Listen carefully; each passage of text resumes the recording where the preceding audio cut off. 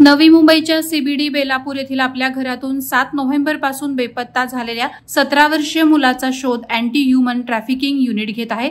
जयेश शर्मा असं या बेपत्ता मुलाचं नाव असून त्यानं आध्यात्मिक कारणास्तव आपल्या डोक्याचं मुंडन केलं, मात्र त्यामुळे त्याची आई रागावल्याने जयेश घराबाहेर पडला। त्यानंतर तो बेपत्ता झाल्याचं सांगण्यात आलंय।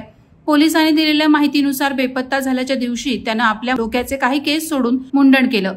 कुटुंबातील कोणीतरी मरण पावल्याचा बहाणा त्यानं सलूनवाल्याला सांगितला। दरम्यान त्याच्या आईने विचारणा केली असता त्यानं सांगितलं की मला हरे रामा हरे कृष्ण मिशन मध्ये सहभागी व्हायचंय। मात्र जयेश 12वीची बोर्ड एक्झाम देत असल्याने आईने त्याला अभ्यासावर लक्ष केंद्रित केलं पाहिजे असं सांगितलं। त्यानंतर रागाच्या भरात जयेश दुपारी 4:30च्या सुमारास कोणतंही वैयक्तिक सामान न घेता अनवाणी घरातून निघून गेला।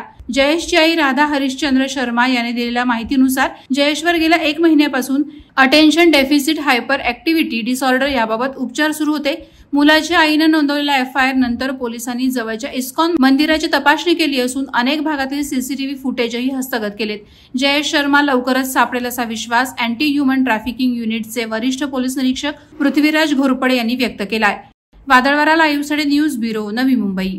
नवी मुंबई व रायगड जिल्ह्यातील ताज्या बातम्या आणि घडामोडींसाठी सबस्क्राईब करा वादळवारा लाईव्ह चॅनल आणि दाबा बेल आयकॉन।